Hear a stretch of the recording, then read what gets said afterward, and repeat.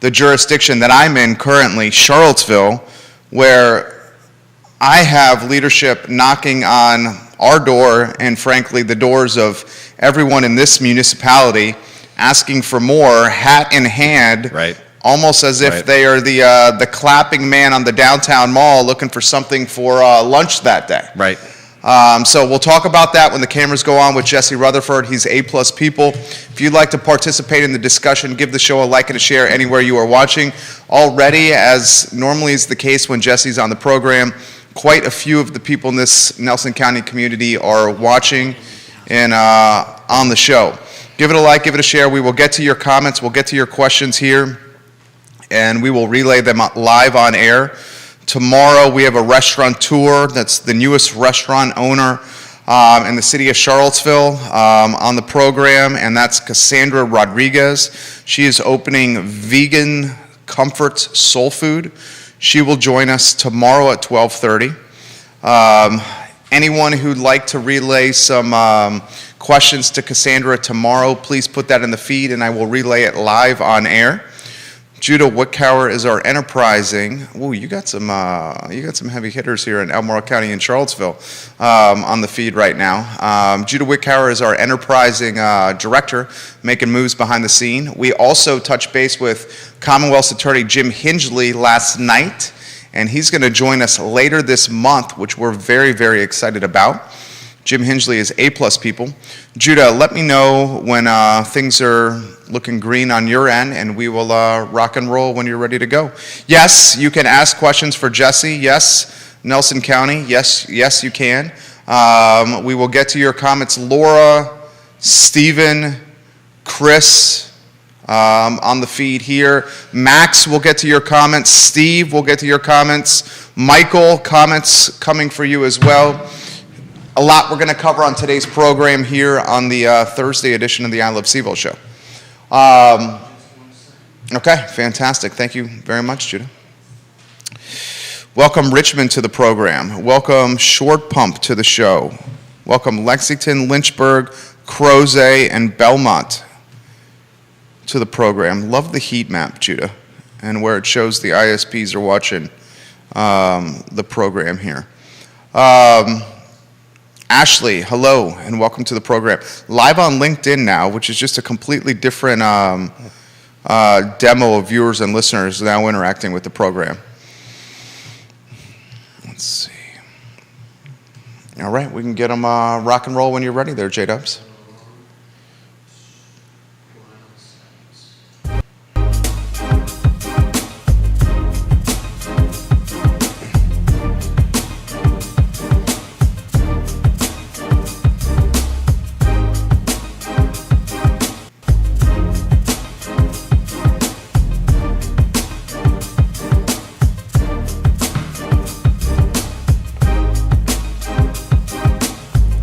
Guys, good Thursday afternoon. I'm Jerry Miller, and welcome to the I Love CVille show. We are live in Charlottesville, the Commonwealth, the country, and the world on the I Love CVille network.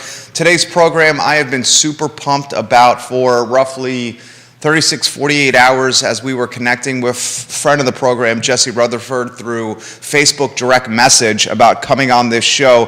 This guy's Board of Supervisors, Nelson County, and frankly speaking, the political future is super bright for this individual. I would not be surprised, and I'm going to embarrass the guy a little bit.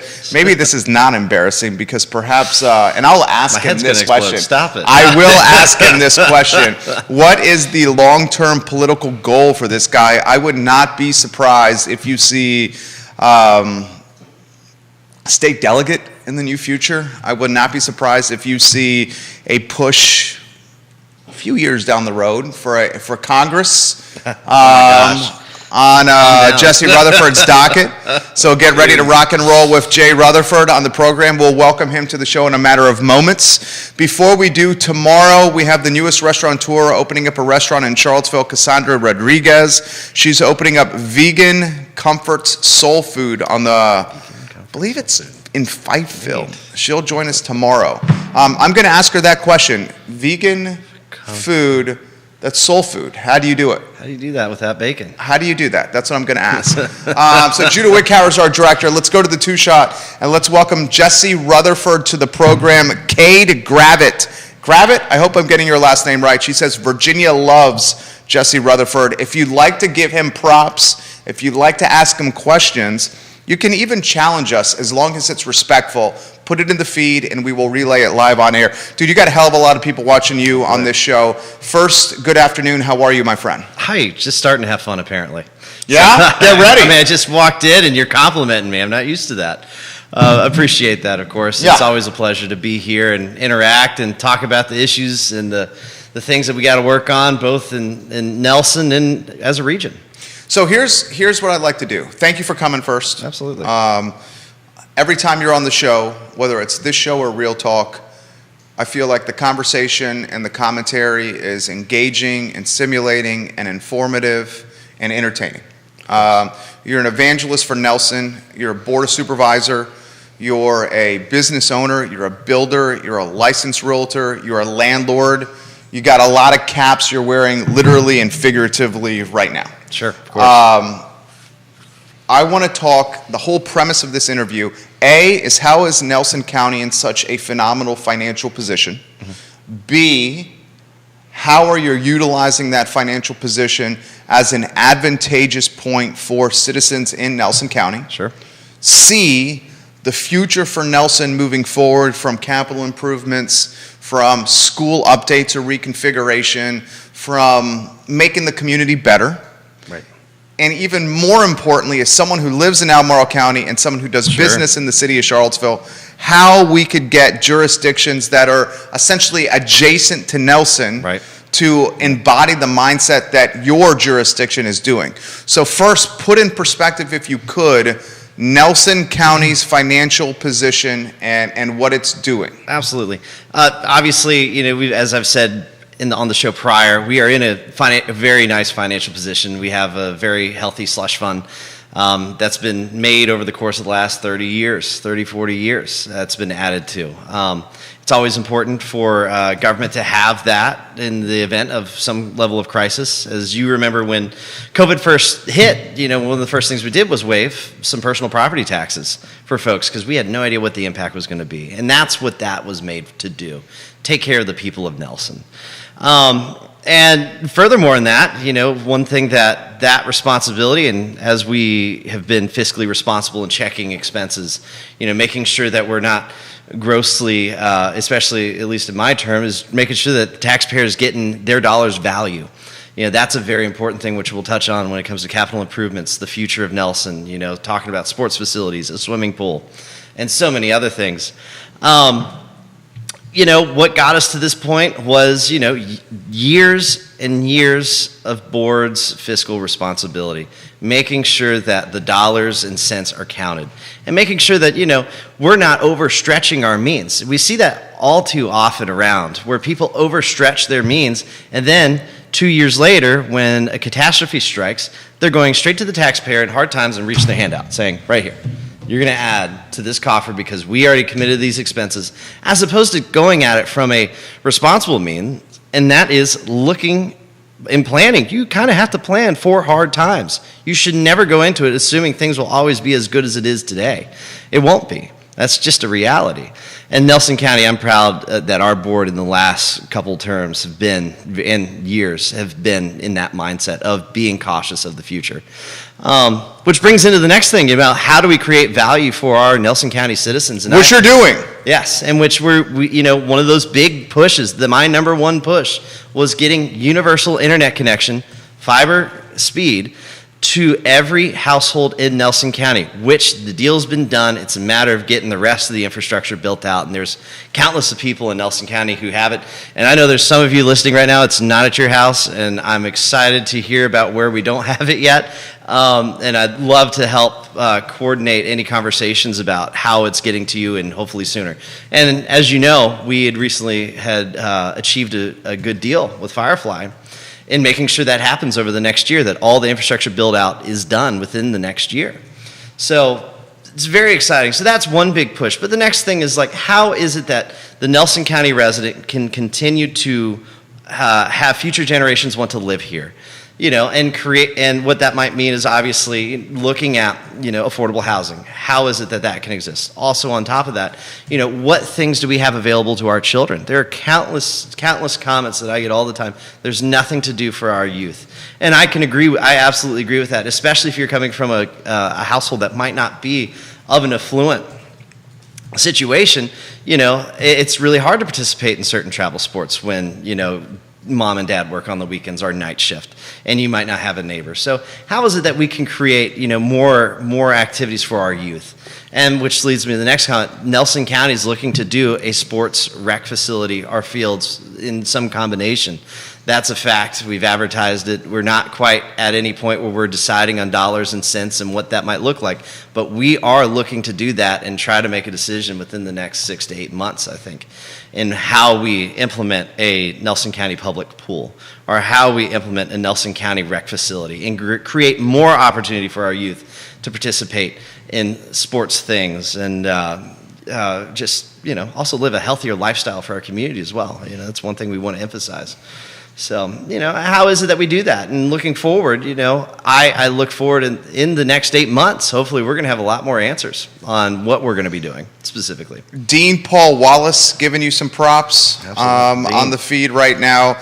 You got Noah J. Davis giving you an encouragement to run for higher office. R.W. Maui has got a question about upgraded athletic facilities. Sure. We'll get to that. Cade Gravitt, again, giving you props on the feed as we speak.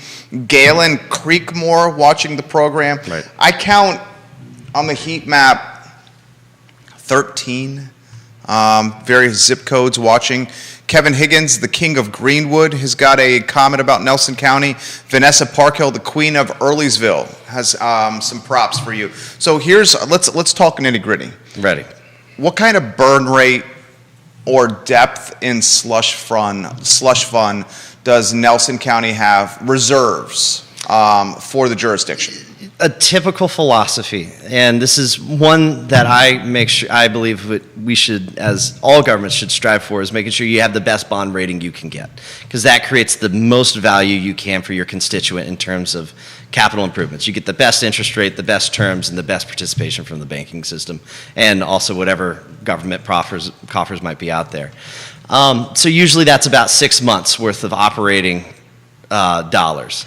Nelson County, I would venture to say, and I haven't seen it as of late, but it's probably in the 8 to 9, maybe even 10 months worth of operating income or operating expenses in a very liquid pot of money. So that makes us very responsible there. A lot of entities look at us and they say, wow, we definitely want to participate with Nelson County in capital improvements, which is a very important thing, because as we look forward, we have some very major conversations about what we want to do with our school systems and how it is. Obviously, we have some very depreciated high school that needs remodeled. We know that, and luckily we're in a fiscal position to where that activity can be accomplished. It's a matter of timing and, of course, so many other capital improvements.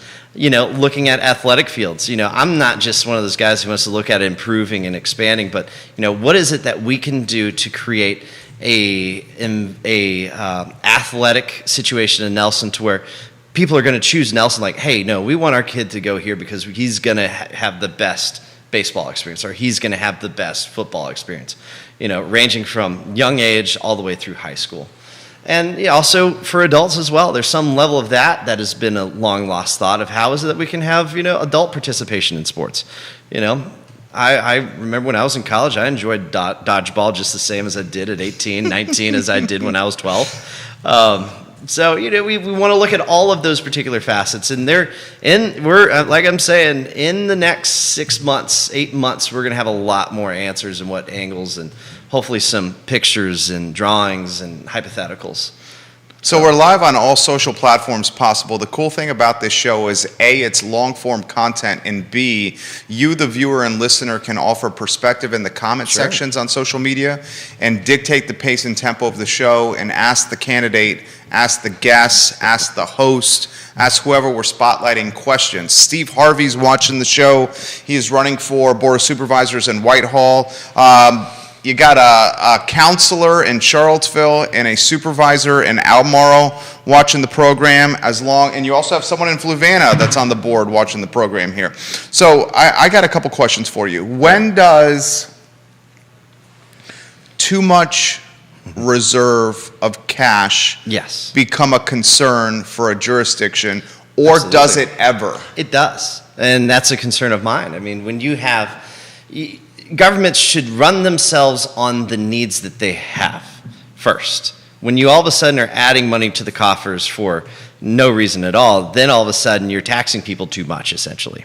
You, as a government, should choose what that dollar, making sure you're meeting that best bond rating. I think that's something you should strive for. It might not be this year, but in the next 10 years, you should be striving for it. But when all of a sudden you're looking at yourself asking for whatever it might mean, and you realize you have this huge coffer and you're not utilizing that to benefit your dollar value that you're receiving from your constituent, you're not doing your constituent a favor. You're looking at your constituent saying, not only are we going to keep the slush fund for maybe some whatever spending that they might disagree with, we're also going to ask you for more money to contribute on top of that. And it creates a very, very distressful precedent in your community when you start doing that. And I will say, 9 times out of 10, when you start doing that, the groups that usually get impacted the most are those of a lower income bracket. Anything you want to add there? Because you know where I'm going to go with this. I got you. So you go ahead. You hit me. Okay. So this is one of the beautiful things of this show is we have very smart stakeholders in the community. Right. And he is an incredible stakeholder of Nelson County. He's also a stakeholder of boards and commissions in the area where he's helping shape and influence policy for Central Virginia in totality. As you know, because you are well-read and you follow the news, Charlottesville City, the jurisdiction we're in now, is considering a 10-cent real estate tax rate increase for the primary 10 purpose, 10 cents, primary purpose, Matthew Gilligan, I'm using the word primary for you, a primary purpose of funding school reconfiguration. The concern I have as someone who's financially, fiscally conservative, socially liberal, and socially pertinent topics, but from a finance standpoint, fiscally conservative, the concerns I have are assessments have uptick on average 12% across the board, real estate, and historically black communities, 10th and Page and Orangedale, they've upticked 20%. Wow. I'm also concerned, as you are, that inflation is trending at over 7% now. I'm concerned about a Ukrainian-Russian war that undoubtedly is going to drive an uptick oil prices, which is going to mean the pain at the pump will be much more severe for us as we fill our car tanks, truck tanks. I'm very concerned about personal property taxes with the used car market and used truck market going through the roof. So now, Todd Driver, who is the charge of taxes and assessments in the city of Charlottesville, he's going to have to start doing assessments on personal property taxes associated to market value. And market value on our cars, used and new, are now higher than ever, which means we're going to pay the jurisdiction more than ever. Money. So, dude, we're getting hit with inflation, we're getting hit with assessments, we're getting hit with gas, groceries, we're getting hit with used car bills with the jurisdiction, and now they're talking about a 10-cent real estate tax rate increase? Can you help me make some sense of this? Sure. Well, and first and foremost, as my position is, I have the interest of the region's success. You do? And because, again, I've said this before, when our metropolis areas catch a cold, then we're getting the flu. Because whatever your issues are will trickle into other counties in some situations. Especially as it relates to housing and so many other things, and what businesses are successful in the metropolis area, because many of the outlying counties provide jobs to those, or employment to them. So, you can't look at a situation in which everything is against you. You have the supplies going up. You have so many things, like you said, with inflation. You have, your assessment went up organically. That was without touching it. You also had, and now you're looking at adding in the 10 cents. you're looking at lower income families and who already are pinching, pennies together to try to, survive and try to have a place to live. All of a sudden, you're going to be watching just this absolute crisis happen when they're having their homes getting put up for tax sale. Then all of a sudden, you're going to see so many of your lower income families not be able to live in certain communities because the cost of living there just went up so much. When your groceries have gone up and you're really, your priority is getting food to eat, and then it's paying the electric bill, which also went up, which a lot of people have experienced. And then you got to drive your car on $4 a gallon gas 30 minutes to get to a job somewhere else. So it's a really, really tough environment. And when you do that, again, the biggest group that's going to suffer is our lower income demographics. Like, God bless them. I mean, it's very difficult to see that happen. And I will say, I'm also an advocate for the improvement of schools and how we do that. But, sometimes you can't get everything you want the first time around.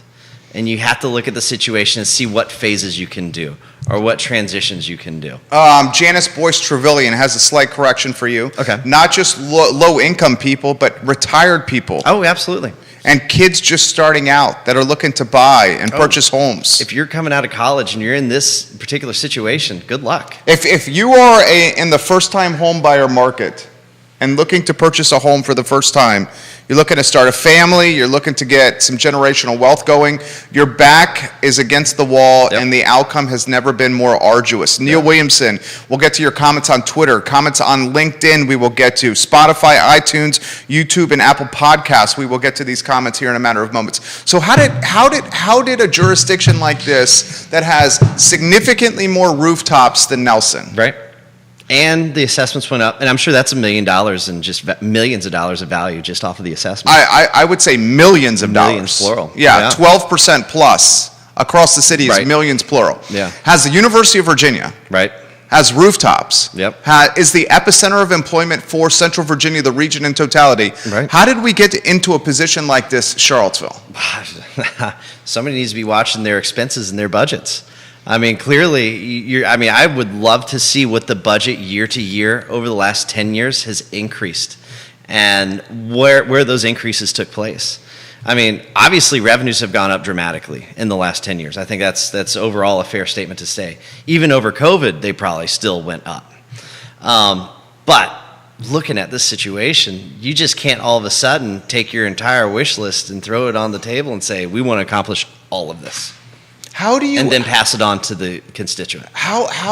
You're a board of supervisor, how do you balance capital improvement needs or capital improvement wish lists? Sure. Like a capital improvement undoubtedly is school reconfiguration. Sure. A capital improvement in Nelson undoubtedly is an athletic facility. Sure. I mean, you got RW, I promised you I'd get this on air. You got RW Maui asking this, and then I'll sure. relay it into my perspective here.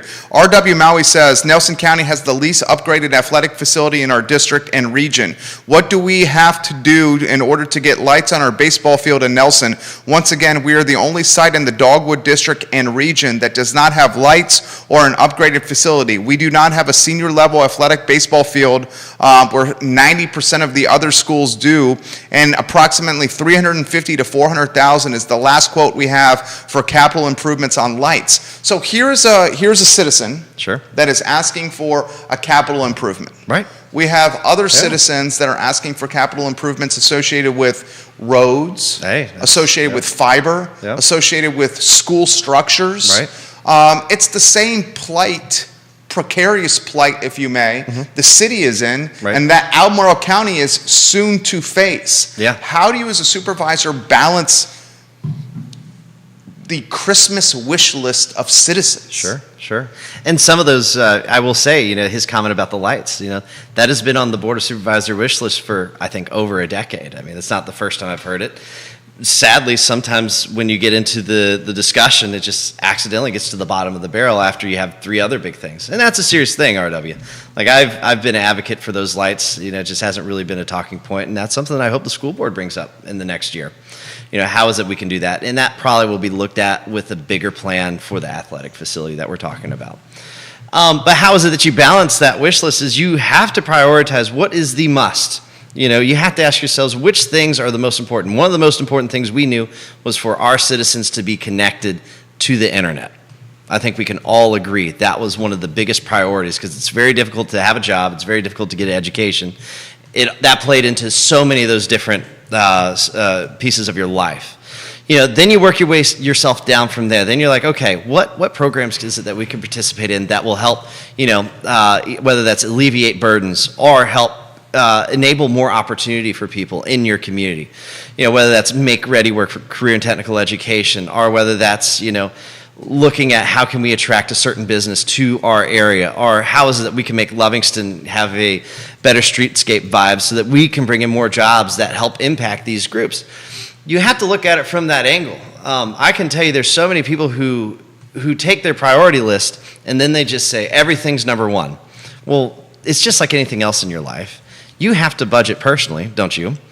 Everybody has to budget. I have to pay my electric bill. I have to pay my rent. I have to pay my insurance. I have to pay for my car. I have to pay for these things. And the question I ask myself is, how much is left? When I look at how much is left, I then say, okay, what is it that I can do with what's left and help benefit the most people in one sitting, right? Before you start asking yourself, I need to raise taxes. That's how I look at it. And I'm happy to say in Nelson County, there is no tax hike in the future that we're seeking, and I will advocate against any tax hike every day of the week. Across the board? Yes. So we're talking personal property taxes? Yeah, absolutely. We're talking real estate taxes? Real estate. Business? The whole, we only charge $30. So okay, I don't think that $30 to start a business in Nelson? Absolutely. That's how we like to do it. B-poll. Yeah. B-poll. Steve Harvey says, speaking of dodgeball, I would love to see an Albemarle County versus Nelson County Board of Supervisors dodgeball match. And I responded to Steve Harvey by saying, Supervisor Diantha McKeel would be a force in dodgeball. She's got a cannon for an arm and is super quick. Look at her lateral quickness. Diantha McKeel, we love you on the program here. I'm gonna throw this to you here. I'm ready. How you got a school board that is essentially asking for $100 million, right, in Charlottesville. Right. Your school board asked you guys for money. Certainly. Michael Heavener, yes, is watching on the program, and he says you've done an amazing job. He says the Nelson County School Board, the Nelson County school system is 60% of the county's entire budget. Oh yeah, yes, absolutely. So how the heck do you balance a school system that's 60% of the municipality's budget that asks for more and more and more, right, and explain to the school system that if you continue asking for more, it's going to put more tax burden on residents, exactly, which is going to impact the folks on the financial margin, right, potentially gentrifying them out of Nelson, yep, which will basically not end up serving the people we're trying to serve today, exactly, tomorrow. Exactly. How do you explain that? So when you look at your school board, one very important thing that you have to talk about for yourself is where is it that you can create revenue without raising taxes. That number one thing is bringing more kids into your school system. And I say that because the state's contribution to the school system. Explain that, layman's terms. So real simple, for every head, and what we do is I think it's the average daily count of pupils in your school system. The state contributes a certain amount. And I believe so does the federal government as well. And over the course of several years, we've watched Nelson County, I think we've lost, there's like at least 250, 300 pupils, close to 10% of our school system That's population. a lot. That's huge. Yeah. And so, let's just say $10,000 on 200 kids. That's a lot of money. That's a lot of money to not be generating. So you have to ask yourself, what is the future of your school system? How is it that you're branding yourself to attract more students, maintain what you have? Because you have to keep in mind, if you lose students, that means classrooms not necessarily are all the way empty, but they're getting less and less. So how is it that you balance those things? Now, the job of those expenses is directly with the school board. So the Board of Supervisors do not dictate exactly what they can do with their dollars and cents and pennies.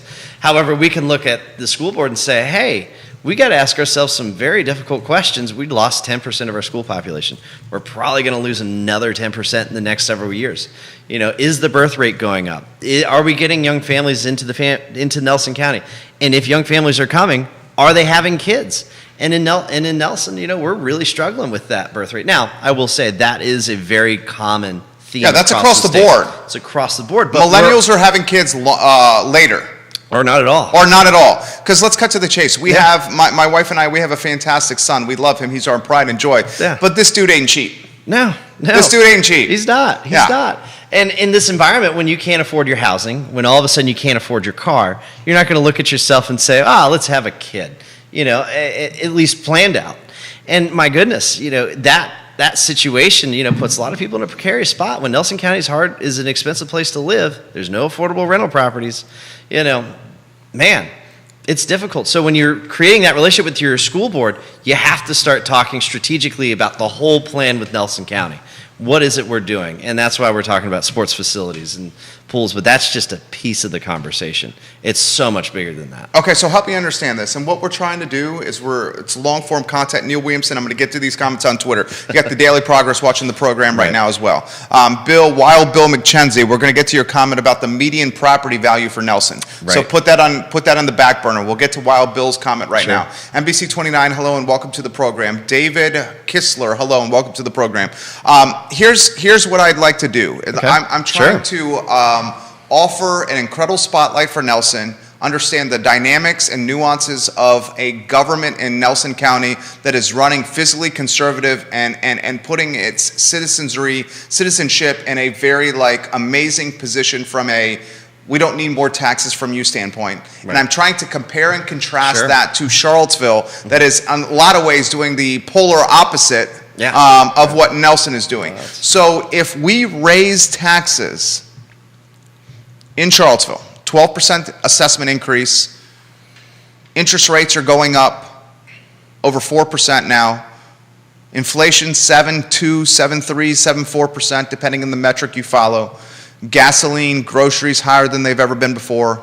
We've identified that personal property taxes could uptick as much as 24% year over year, boys and girls, 24%. So if we create a jurisdiction that is expensive to live within, a jurisdiction that caters perhaps more to retirees because they have balance sheets that are richer in cash and or houses that are paid off from a mortgage standpoint just because of the life cycle of life. They're older versus younger. Are we not potentially creating a school population or enrollment issue where we're making this a wealthy area where parents are choosing private schools or a wealthy area for retirees, pushing out young families, which means public school enrollment drops, which means funding from the Commonwealth drops, which means the school systems could suffer? Do we see the collateral damage here of increased taxes in the Charlottesville jurisdiction? It literally could diminish population in public schools in Charlottesville, which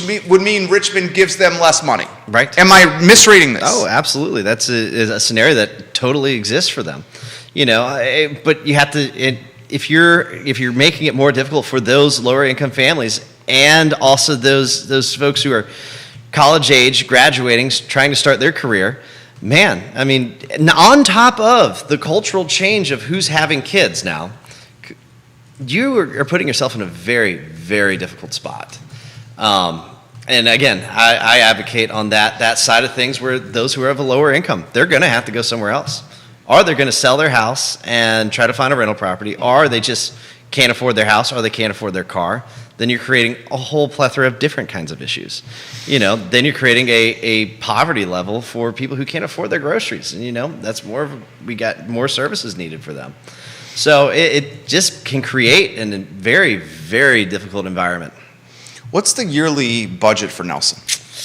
That I don't know off the top of my head. 60 million? I think it's 60? Something like that, counting the school system. So there's some of that's passed through. So City of Charlottesville is roughly $1.97. So we're talking 3x, 3.1, 3.15x what Nelson is. How do you balance income increases, AKA raises, for municipality employees when it comes to yearly budget increases, or not at all? Right. Usually it is your hope that, general inflation with your assessments keeps up with some of those things. So for example, if inflation is 4% and your real estate values go up 4%, then the burden of increasing your employees' pay might not hit you so hard because you already had that natural increase. You see what I'm saying? Usually that's a hope that normally exists, but, good luck. Good luck in trying to sit there when you're now outpacing your expenses with your revenues, both artificially and also organically, because it's against you. The odds. Kevin Higgins, king of Greenwood. Right. Nelson County is in a strong position because they lead from the head and the heart. I don't think they just see numbers on a piece of paper. They see farmers, business owners, retirees, and veterans. I think they make their decision from that bias, and that is why they are successful. True leadership. I hope Seville City Council is watching today. 2R, Kevin. Kevin Higgins also says, no tax hike. This guy has it exactly right. And he's talking other revenue streams. I feel like I'm in an alternate universe watching this today. Today's show reminds me of what it is to be normal in a nutso world. Can we highlight incremental tax revenue sources and why those are important, Jesse Rutherford? Sure. So I guess they're talking about, other revenue sources that might not necessarily be personal property or real estate. Rooftops or personal property. So for example, somebody buys a new car. Somebody builds another house. Can we say the most regressive, and maybe you disagree. Okay. The most regressive taxes a jurisdiction can impose upon its citizens are rooftop taxes and personal property taxes. Oh, sure. You agree with that? I'm fine with that. Yeah. I mean, although sadly it's one of the main revenue streams that we have. It is. Sadly, but that's the method the state gave us. So, I mean, that's also one of the struggles of being in a Dillon rule state. And I'm in the minority when I say I'm all about the home rule, because I wish we could pass the burden of taxes from those rooftops, your house, your car, onto other industries. And I could probably say with 100% certainty, the distilleries and breweries would rather pay their alcohol tax to the locality than to the state. 100%. 110%. Yeah. I mean, because if we had the ability to be creative in that way, we would look at our localities and say, hey, this new business is coming here. They're going to do their bottling facility here. They're going to be producing who knows how many barrels worth of beverages. But at the same time, by the way, we're going to lower your real estate taxes from, let's say, 68 cents to now 58 cents a hundred. People would love that. I mean, I guess we can kind of look at, is it Louisa that has the nuclear facility? Yeah, I mean, that's another example of that. They had the ability to generate some revenue from there and also benefit their constituents in not taxing them so hard on personal property and real estate. So, no, I'm right there with you. So I want to highlight this. We share similar ideologies. One of the reasons I am running for Albemarle County Board of Supervisors is a platform and ideology associated with considering folks in the county and the limited disposable income they have in their accounts, and figuring out a way to keep more money in the hands and the accounts of residents of Albemarle. It is not a revolutionary idea, but it appears to be revolutionary in Albemarle and in the city of Charlottesville.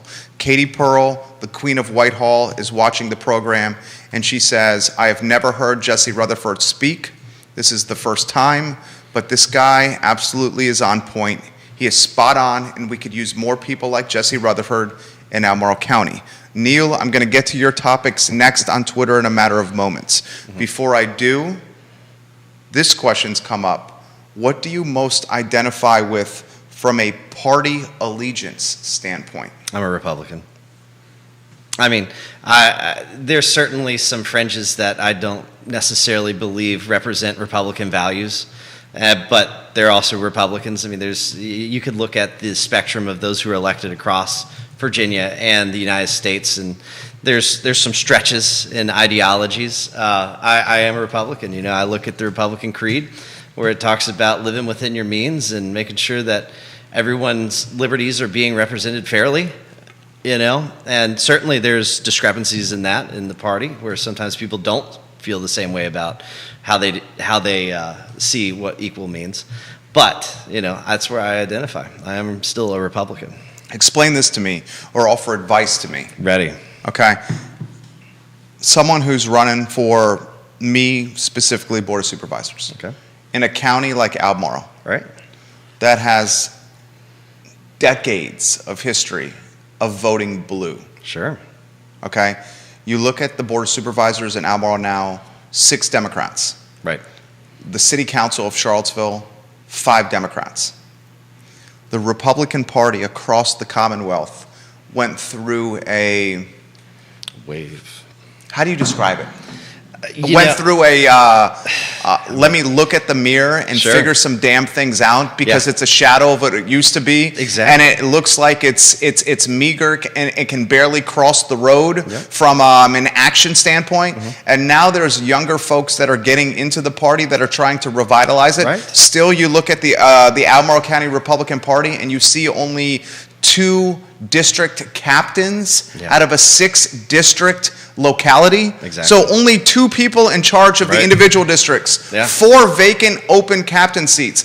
However, you see a Glenn Youngkin who won Just by won 2 2 points, Yeah. beat a lifelong politician in Terry McAuliffe. Yep.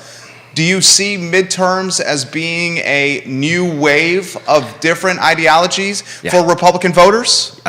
Yes. I mean, the Republican one, I think you've seen in the last 4 to 8 years is a change of ideology again. Virginia is a unique state in that you have that suburban Republican a lot more in your metropolis areas, like surrounding Richmond and Northern Virginia.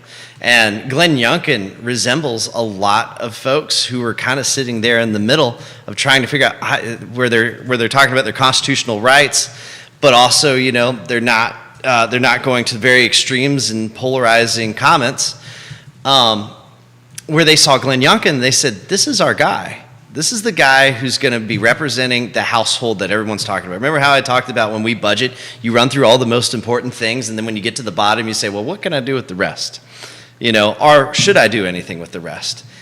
And you're seeing so many more young people start getting involved in the Republican Party because they're seeing the lies that they were fed in terms of, hey, if you got to get this for free, you got to get this for free and this for free. Because you can't do that without one of 2 things, lowering your expenses or increasing your revenue. How do you increase your revenue? Raising taxes. What have you seen coming out of more liberal ideologies?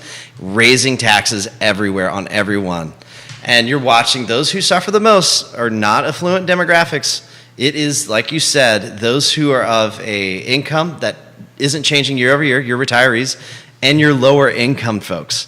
There's some social stuff there that obviously Republicans will continue to duke out for a little bit while, but the future of Republicanism is going to be very different in the next 4 to 8 years as demographics shift, as you see leadership shift. Now, you're probably not an active member of the Republican Party, but over the next 4 to 8 years, I have fairly good certainty you're going to see a huge young demographic infiltrate the Republican Party. Why, as someone who is you're a stakeholder in the Republican Party, why do you believe, or why do you strategize with others that the party is so meager in Albemarle and Charlottesville City?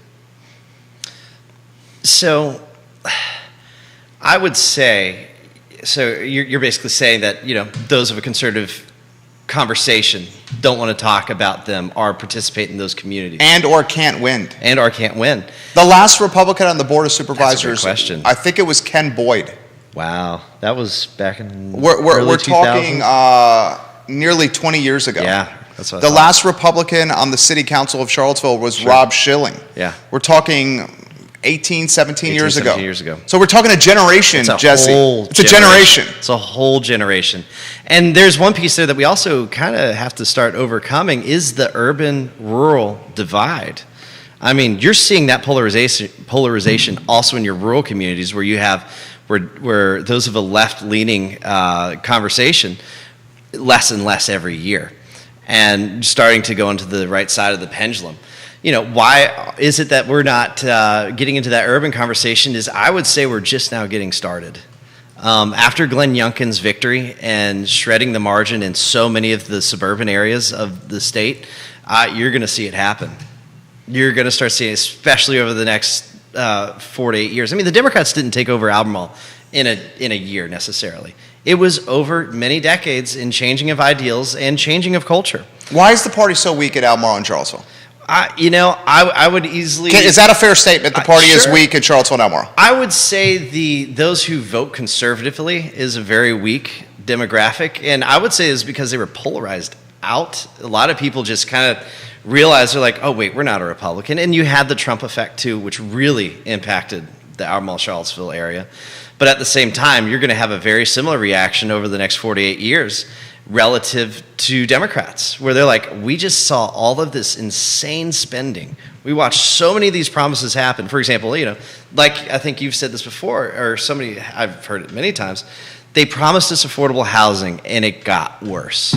I think I posted that, and in fact, you interacted with the comment on I Love Seville. Yes. I've said numerous times on this show, affordable housing are nothing but buzzwords leveraged by politicians to assume office, and once they get in office, they choose instead to raise taxes associated with real estate, which is the opposite of creating affordable housing. Exact opposite of making affordable. Is that fair? That's completely fair. I mean, it's not affordable. So you're going to watch the reactions of people since they've tried the leadership for so long. You just wait. I'm telling you, mark my words. I'll bet you a six-pack in the next 48 years, you're going to start seeing a swing. Full Nelson or three-notch Minuteman? Well, I'm pure Nelson County. Okay, so full Nelson six-pack. Full Nelson is only. Full Nelson six-pack. Yeah. A lot of topics and questions coming in, so get ready, giddy up, here we go. Boy.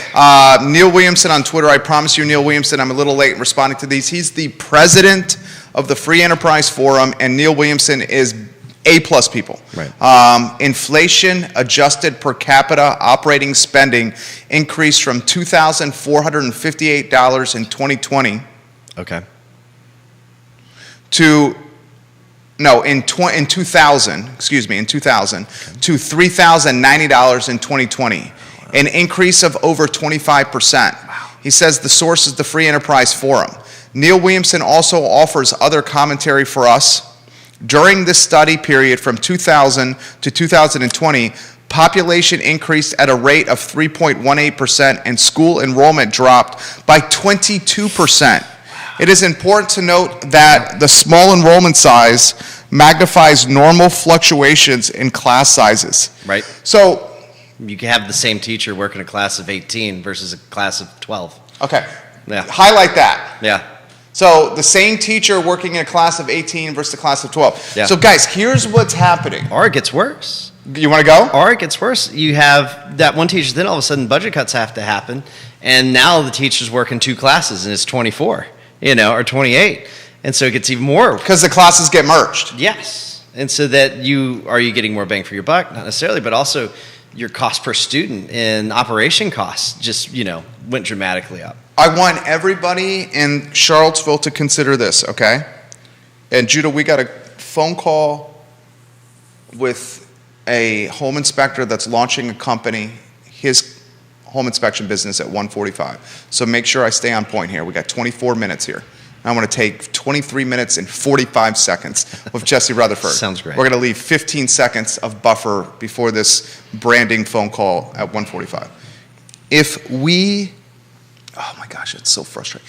If we raise the real estate tax rate at the same time that assessments are up 12% on average across the city, at the same time that inflation is trending at 7.4%, at the same time that personal property taxes are going to uptick 24%, at the same time that bacon and groceries and milk and gasoline that's a big deal. Are going to go through the roof, we are going to push younger families with children out of city limits because they can't afford to live here.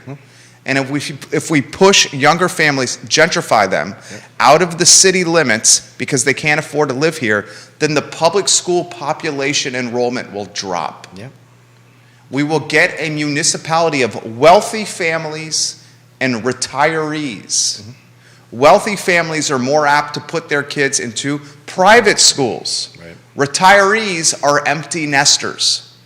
If we do this over years, the public school population will drop and they will get less money from Richmond, meaning the funding for public schools will go down, which would mean the performance of public schools will go down because there's a direct correlation to funding schools and highly performing schools. What am I missing here? Am I missing anything at all? I think you're hitting it pretty good. It's not just that, too. You're the teacher. Your teachers who teach in your Charlottesville school will not be able to live in Charlottesville. So one big thing that I have always advocated for is having staff that lives in the community that it works. Because there's a certain level of participation and buy-in that you have happen organically. So when all of a sudden you're pricing it out, you're going to start experiencing also huge turnover. When they're like, okay, well, we can't live here anymore. We're going to go to a community we can live. I can raise my family. So it's, that's a very detrimental. I mean, what is the real estate tax currently? Do you know? 95 cents per $100 of value. And they want to add to a bone $5. Basically $5. Wow, 10% essentially. Essentially 10%. Essentially 10% on top of what's already been a 20% or 12% average increase. 20. That's a lot of catch up. Don't we think that on top of the personal property taxes, a lot of catch-up. On top of the personal property taxes, right? Gasoline and inflation, right? And the interest rate for 30, and this guy has a hell of a lot of rental property and is in the home construction business, okay? So on top of interest rates upticking now, so as interest rates uptick, it prices people out of the market. Oh, 100%. So we're literally creating a homogenous, wealthy community here. Yeah, that's the only people who'll be able to participate. Interestingly, these poor fiscal decisions, these poor policy decisions, could be tailwinds for Nelson County, Fluvanna County, Orange County, and Louisa County. I mean, we're already a great place to live, so please come, bring your kids. They could create a public school stockpile of cash for Nelson as more students move into the jurisdiction. Right. Queen of Earlysville, Vanessa Parkhill. Albemarle County used to look more like what Jesse is describing as a vision for Nelson. Not sure how it changed so much. It is as simple as Northeasterners and West Coasters moving to the area? That's a question she's asking. While we see the area as expensive, it's a bargain for those coming from Northern Virginia and those from other areas. Unfortunately, those folks may be bringing more left-leaning policies along with them. Thus our area is starting to look like the overpriced areas they left behind. Right. What do you make of that? Oh, man. I mean, just look at California and how they tax and the things they tax. It's just insane. I do believe, of course, everyone has the right to live wherever they want to live, and I would never look at someone who comes from a different political ideology and say, no, you can't live here. I mean, I support everybody's ability to live anywhere in the United States. I think it's important that we support that. But at the same time, is you can't expect the ideals of certain municipalities of other states and other cities. If it failed there, more than likely, it's going to fail here too. And it's going to create a very similar situation. But ultimately, everyone is buying into this thing. If we buy more taxes, it'll create more value for myself, whether that's a program, whether that's more dollars and cents for something. But as we've seen, it doesn't. You have the same issues, sometimes, if not, especially with affordable housing, sometimes amplified twice over with those lies. Jeannie Daniels, awesome job. Jesse Rutherford. I respond, I will mention this live on air to Jesse Rutherford.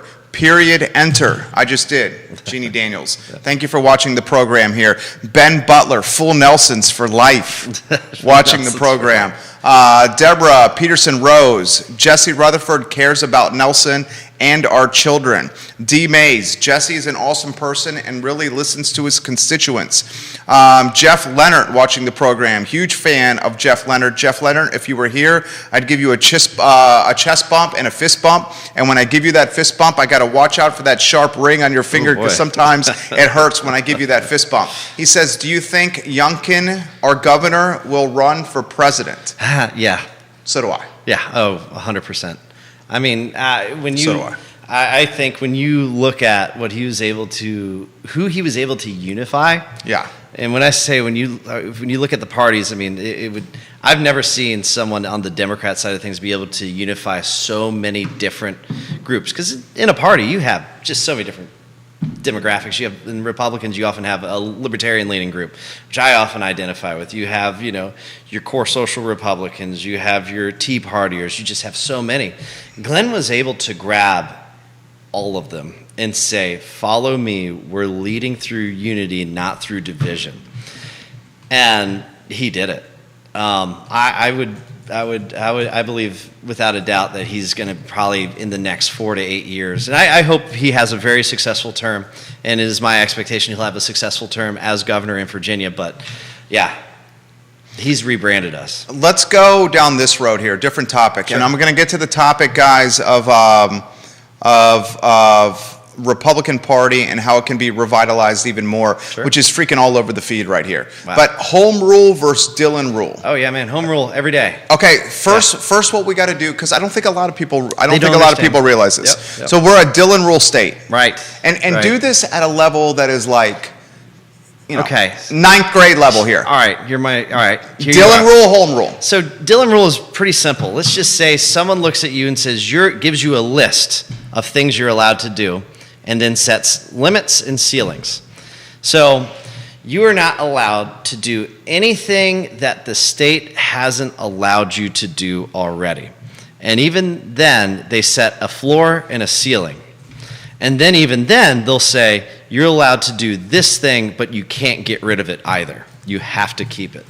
So you see that a lot with taxes and sometimes with zoning. You have to have, for example, personal property tax in place. You can't get rid of it. It can be close to zero, and you can decide not to collect it, but it has to be in place. But you also don't have any ability to be creative in how you disperse burdens of revenues and tax dollars to anything that they haven't allowed you to do already. So it was recently most localities didn't have the ability to tax cigarettes. But cities did. Certain cities and certain counties did have the ability to do that. Well, even something that applies to this conversation. Yeah.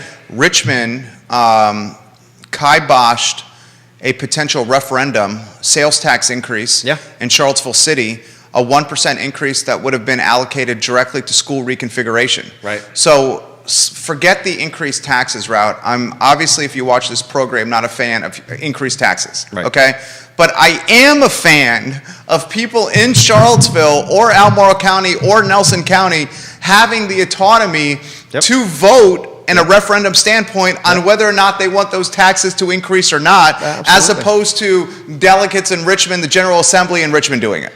Who have less of a connection with their community than the local government or the people. Exactly. I mean, I've always been extremely critical of our state delegates and saying, don't get me wrong, I'm sure they have a hard job. But a lot of the times they don't necessarily know what it's like to vote on something that may be unpopular or popular, but let's just say it's unpopular for a specific community, and then walk the gauntlet, and then have to shake these people's hands, look them in the eye, and then understand what impacts you may have done to them. State delegates, they get to walk in, they go vote, make their pandering speeches that are filled with their personality, and then they get to walk out and then wait several weeks, go back to their community and wherever that might be, where most people don't know what they did. Whereas local government, everyone knows what you did every time. When you raise taxes, when you raise your personal property tax, guess what? You're going to go to Food Line and you're going to have to talk to 20 different people about what you just did.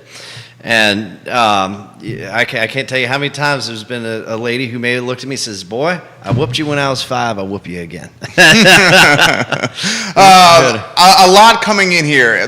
Dude, it's blowing up here. We're going to get to as many of these as possible here. The likelihood of becoming a home rule state. None. That question. Probably, Zero chance. Probably 0 chance. It's 0%. The state really loves power. Yeah. And they don't want us to have any authority over ourselves. Now, I'm not saying that you shouldn't have certain things in place that we can't modify. I mean, there's some levels of that attracts businesses to Virginia, but there's a whole lot of it that so many localities could get so creative and relieve so much burden. Okay, so I know the answer is 0%. Here's something I do not know. Okay. How would it ever become a chance to be a home rule state? Well, let's see. If we could oust 60% of our delegates and senators, because I think it's like 80% of both if I had to guess, are probably all Dillon rule people. Okay. And there's going to be a lot of Republicans who are critical of Dillon, and Democrats as well. That's cross spectrum. And I truly think at the end of the day, it's a power thing. They don't like empowering communities to get creative with how they govern themselves. Okay, here's a question for you, very specific question. Ready. John Lowry is about to be the new chairman of the Albemarle County Republican Party. George Urban has 1 month left as chairman Okay, I didn't know. of the Albemarle County Republican Party. Welcome, John. What is the advice you would give to a John Lowry Okay. as soon to be chairman? Absolutely.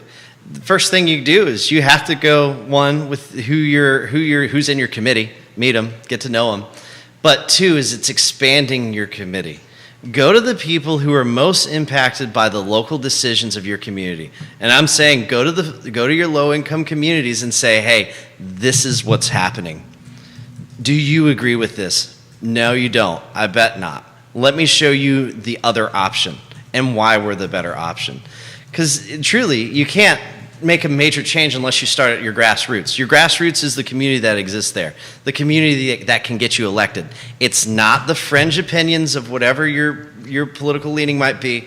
It's not any of that. It's not what you might think of foreign policy. That's not how you win elections. How you win elections is knowing what the community wants and needs and how you can use your, Republican representation and party plan and creed to get that done.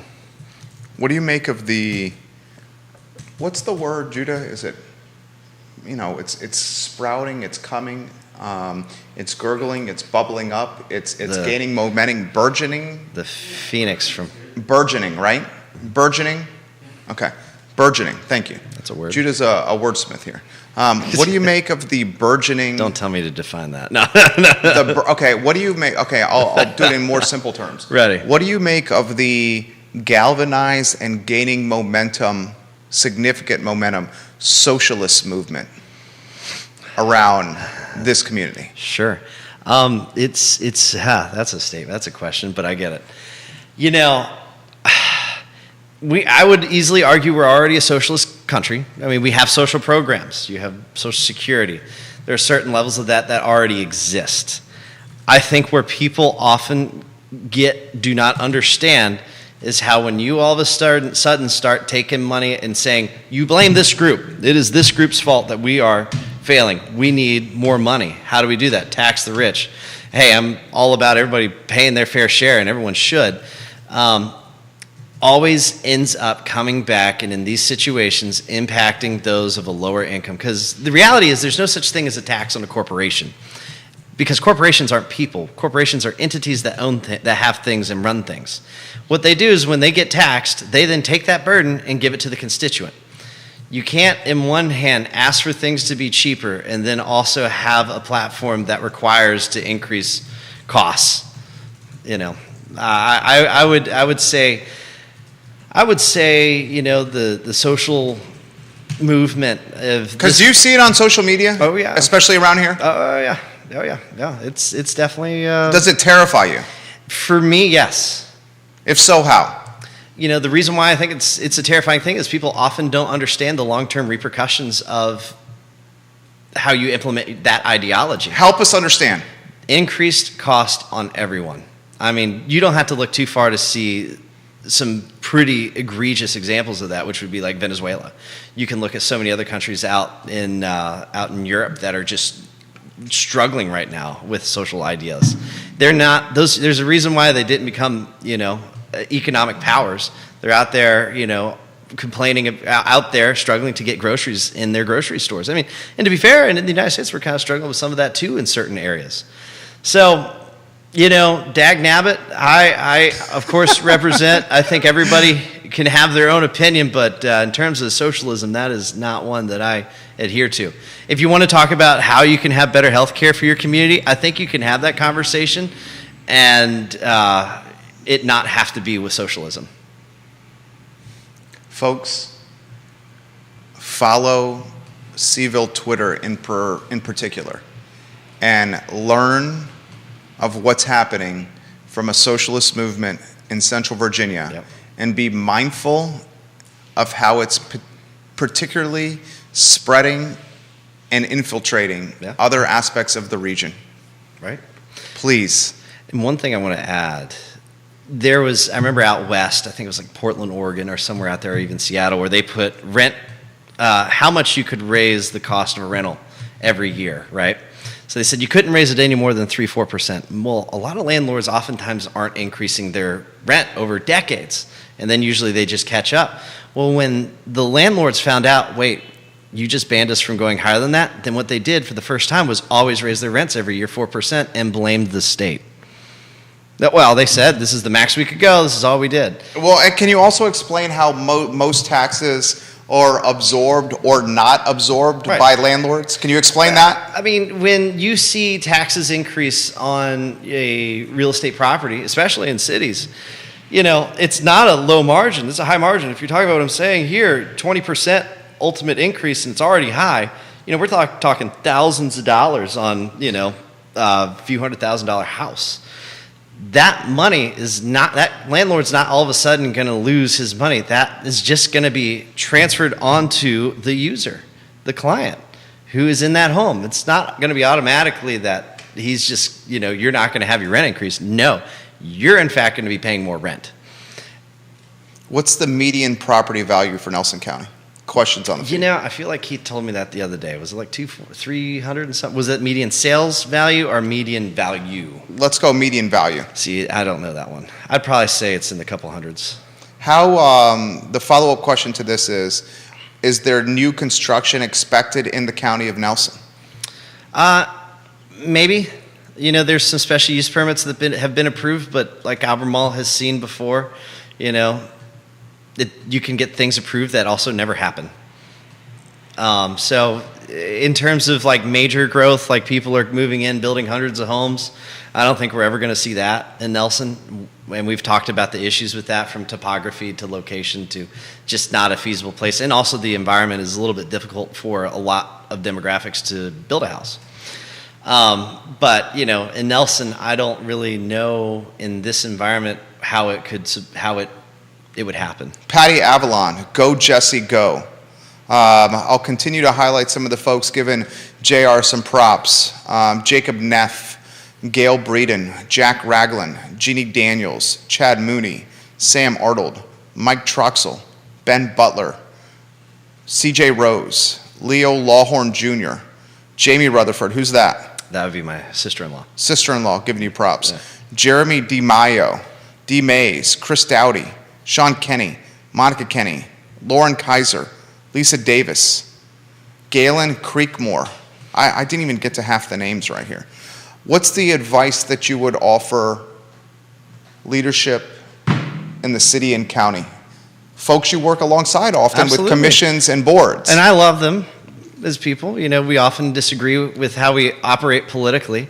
Are you the only conservative or Republican often on these boards and commissions? Self-proclaimed, on paper, I think conservative? the one who would openly say he's a Republican, I'm trying to think, and I would, more than likely. So you are the only one? I'm just running through my head, and, the ones that I'm on currently, I'm trying to think of one that I've seen at a Republican meeting, and I think I might be the only one. Okay, so did you hear that, guys? And Deborah Peterson Rose says, good luck in running for County Board of Supervisors, Jerry. And Michael Heavener are giving me some props as well. I appreciate that guidance and that comment, that praise. I'm very grateful. Yeah. So you are the only one. Yeah. Now that you mention it, I never thought about it, but yeah. What are the boards and commissions you sit on? Well, the TJPDC, I take that back. There is another one who just joined. Besides Nelson County Board of Supervisors? Louisa, Rachel Jones. Okay. She was a Republican. She was either Republican or Republican endorsed. I'm not sure which. But TJPDC, Thomas Jefferson Planning District Commission. Thomas Jefferson Planning District Commission, the Regional Housing Partnership. I've had relationships with the Criminal Justice Board. There might be a couple folk, Commonwealths or sheriffs who might be Republicans there. Probably not. I've been part of those regional groups, in the private sector, Virginia Manufactured Modular Housing Association. But yeah, Okay, so we have, Judah's texted me here, we got 3 minutes left before a 1:45 Okay. conference call. Ready. We're literally going to give 15 seconds of buffer here. So we're going to say goodbye to you on the show Gotcha. here. Okay. Yeah, okay. How does the singular ideology influence stakeholder meetings and the decision-making that comes from those boards and commissions? Right. So what happens, or How does, You're pretty much, you struggle to come up with another Republican that's on I the know. board besides you. Well, so you can say that the ideology on these boards Sure. and commissions is singular, right? Yeah, I would say it's very singular. I think I think a failed mentality, especially of my Republican colleagues, and I say that on a statewide, is they don't participate in these things because they often are isolationists and they only care about one particular district, when in reality, you have to have more of a regional perspective for so many issues. Housing is a big one of them. Like, we all know that. Internet is also a regional conversation because the power, when you have many participating, you're able to accomplish much more. The Valley Grant, a great example, which TJPDC was helpful in orchestrating with Firefly. I would say some of that is a lost mentality. I'd be interested to know the 20-year history into what it might have looked like 20 years ago. But Me too. I would be very interested because I don't know. But at the same time, as folks like myself who are Republican committee participant, join these groups. If you want your ideals to be represented, don't let groupthink take over on a regional basis. Start taking over the conversation and start talking. When you're one of the only Republicans that's around, it makes it a little bit difficult. 60 seconds here. 60 seconds left with Jesse Rutherford, A-plus people here. And we'll give some props immediately to some of the viewers and listeners watching the program, including John Briscoe, who says, keep up the good work, Jesse. Best of luck to you. There's too many people to name here on the feed. And that's often the case here with Jesse Rutherford. Central Virginia, the next 20 years. What are you seeing for this region? Bullish, bearish? How do you feel about the region in totality? So, and I think about this all the time, I'm bullish on our community, both because of the access to fiber internet that's coming in the next 5 to 8 years, and also, the fact that in our region, we're part of several metropolis areas, the Draft, Richmond, and Charlottesville. The areas that are going to struggle the most are south of Nelson County. South side, southwest. They're going to have a very hard time taking care of the infrastructure needs of internet and also what the future of industry is going to be. I'm bullish for our region. I'm actually ecstatic. Even though those ideologies might exist, I also foresee a very big change in a wave of mentality over the next 4 to 8 years as millennials and Gen Zers age. Jesse Rutherford, fantastic people. When you see Jesse Rutherford, give him some props around Nelson County, Albemarle, or City of Charlottesville for a job well done. We will welcome him back on the program, as many people are asking right now. And I'm going to say my goodbye because that conference call is in 9 Gotcha. seconds. Nice to see you, buddy. Yeah. Jesse, thank you. Appreciate it. Glad to be here. Judah Whitcower, get ready. Head on over here for the call. Tomorrow we'll talk Charlottesville and some new restaurants that are opening up. My name is Jerry Miller, and this is the I Love Seville show. So long. Thank you, folks. Dude, you killed it. Well done. Thank you. What'd you think of the interview?